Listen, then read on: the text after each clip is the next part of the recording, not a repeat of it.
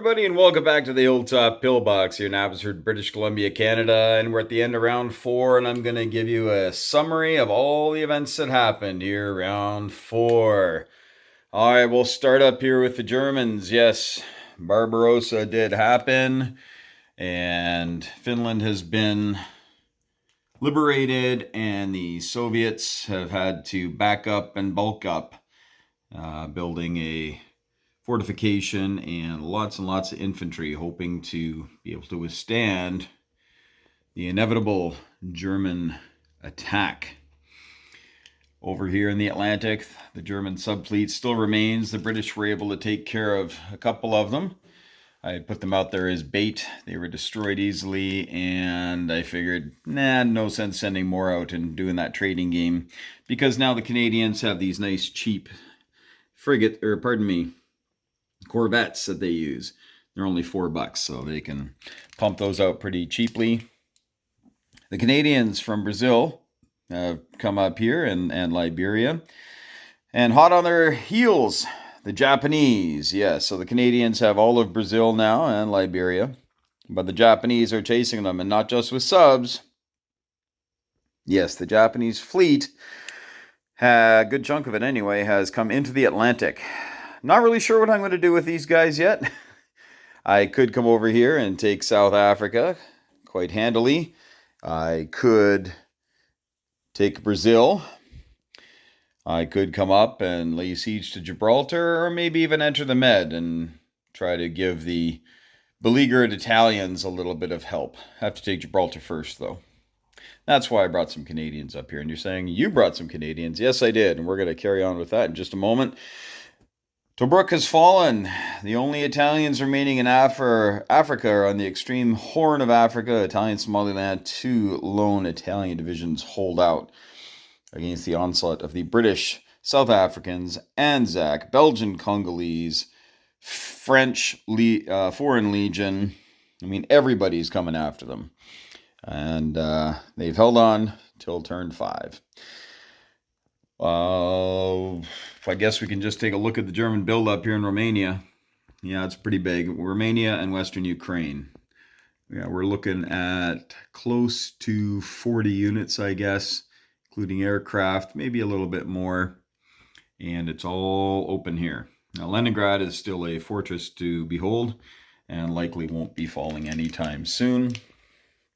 Over here, Calcutta, pushing out a little bit, starting to get a little bit of attitude, heading eastward towards Siam to put a little pressure on the Japanese, whose factory was built in turn 3. We're probably going to dial that back to you can build a factory whenever you want in Siam. And the earliest that would be, of course, would be turn 2. So likely going to dial that back. And we might dial back some of these military bases. There's 3 in there that you can produce 1 infantry per turn. That means that up to 7 units can get built in Calcutta. So the Japanese, I think the next game I play of this, if I'm Japan, I'm going to probably do a J1. Except leave America out. But I'm going to go for all the Money Islands and try to kill as much British stuff as I can. And just let China be China and just try to hold on. The communists are down to 1 man left, and the KMT are down to 1 territory that they are occupying. So they only made $2 this turn, but have had to back up with the relentless onslaught of the Japanese. Up north, well, the Soviets are making a communist pain of themselves and have interjected themselves into the life of the Japanese on the mainland here. But the Japanese, of course, have taken Vladivostok and will now start to scoop up territory all around after they dispatch these 3 infantry divisions. Mongolia is open for the taking as well. Not much else to say down here. A couple of transports were built for the Anzac units that find themselves doing nothing in Sydney these days. And lastly, but not leastly, is that a word? We have the Americans and their fleet here being pinned in by some Japanese subs. Now, the Japanese have to use their sneak attack this turn, or it is useless. It cannot be used past turn 5. But right now the Americans, it says that they're at 46. I actually forgot to move it up. They're actually at 62. So the American roundel should be at 62. That means that they are within 18 of full-time war, and they can then declare war and have all that fun. If they were within 10, I'd probably use the Japanese sneak attacks this turn and do whatever damage I could, and perhaps even land Japanese troops here in South Africa and destroy some factories and maybe put in a military base and, try to cause an imperial pain of myself. And you're probably asking, I'm kind of talking like I'm playing both sides, because I kind of am. Actually, I not kind of am. I am. I am playing both sides now. Triple Crown had some family emergencies come up and is unable to carry on with the game for the foreseeable future. So I'm going to be carrying on and trying to do my best. This is a very difficult game to play by yourself. The main reason is that as soon as you see, hey, I could do that, and unless you could do it immediately, it means there's a turn to build up, which means that the other side of my brain will say, I can counter that by doing this. So this is an exceptionally difficult game to play by oneself. I'm going to do the best I can, though.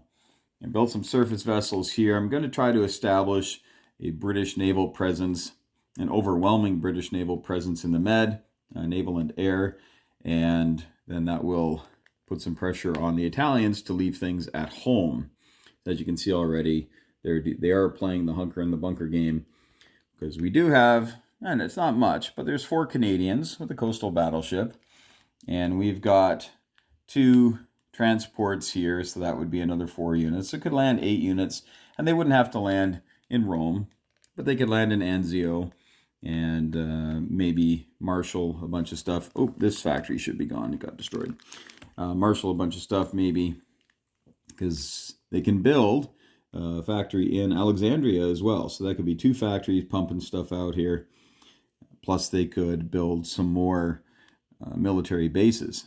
So Italy might be now relegated to playing defense. And as you can see, the British actually took Smyrna and, not Smyrna, Sardinia. Oh, I said Smyrna. That's over there. And Sicily. So they are nipping away at the Italian economy. So the Italians are down. They're going to be down to 17 here very, very shortly, and possibly further when Greece gets taken and Albania get taken. So, well, life of the Italians. It's either really, really hot or really, really cold. They are rarely in the middle of the pack on that.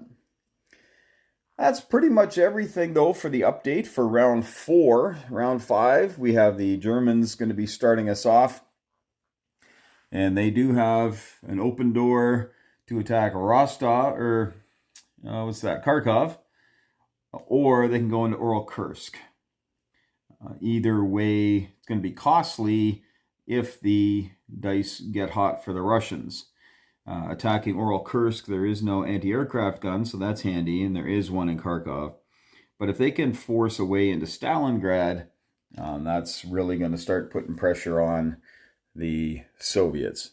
Plus, all this territory down here, if the Germans want to head south, actually will help to put some pressure on both Cairo and Calcutta, depending on how much trouble we can give to the Soviets. Again, playing by oneself, I see that, and I've got a few turns that I can bulk up and answer that. The last thing I'm going to mention is that we are thinking of putting in a rule that says that America and Canada cannot land directly onto the continent. They must stop and land in the UK first. Because as you can see, even from Washington and New England, it's 1, 2, 3, they can land right in Normandy or Bordeaux or both. And Triple Crown and I were looking at that thinking, that might not be a great thing. Now, some people say, well, that's war. But at the same point, having the ability to just come on over and you never put your Navy at risk, because you're going to build it up so that it's not going to be at risk. Here you're going to have to divide it a little bit. And I think I'm thinking that'll work better. Now, for those of you who know me, who have played games with me, who design games with me, I do not like games where you have to do something, right? Or it's so obvious that you need to do this, because at that point, as I say, the game is playing you, and all you're doing is rolling dice. But you're going to certain zones at certain times, and I don't enjoy games like that as much. Maybe that's why I brought the Japanese fleet way over to here. I've never seen this before. Gonna give it a whirl, see what my subs can do in the Atlantic. And I'm not sure how that's going to go, but hey, let's find something out, right? Let's find something out. Now, I might rue that day, because the Americans do have quite the fleet here, and they are a force to be reckoned with.